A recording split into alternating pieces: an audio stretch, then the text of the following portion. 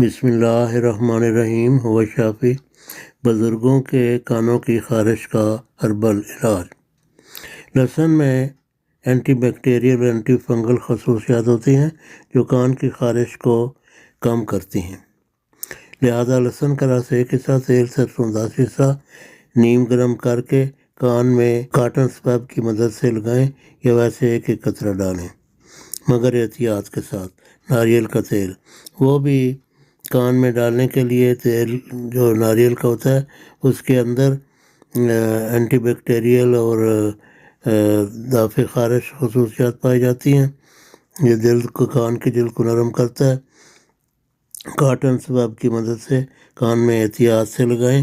نیم گرم کر لیا جائے تو بہت بہتر ہے کیونکہ ٹھنڈ میں وہ جم جاتا ہے۔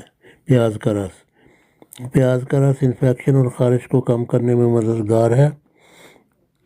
پیاز کا رس 1 حصہ، تیل سرسوں 10 حصے کے حساب سے اس تناسب سے آپس میں ملا کر نیم گرم کان میں 1 قطرہ ٹپکائیں یا کاٹن سویب کی مدد سے کان میں لگائیں۔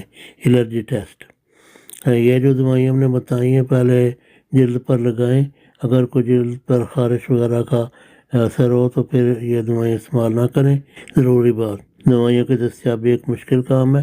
تمام ہومیو مرکب دوائیاں اپنے گھر پر نہایت مناسب قیمت پر آن لائن منگوائیں۔ اندرون ملک شپنگ فری ہے۔ ان چینلز کی آمدنی دکھی انسانیت کے لیے وقف ہے، لہٰذا ان کو سبسکرائب، لائک، شیئر، کمنٹس کر کے صدقہ جاریہ میں حصہ ڈالیں۔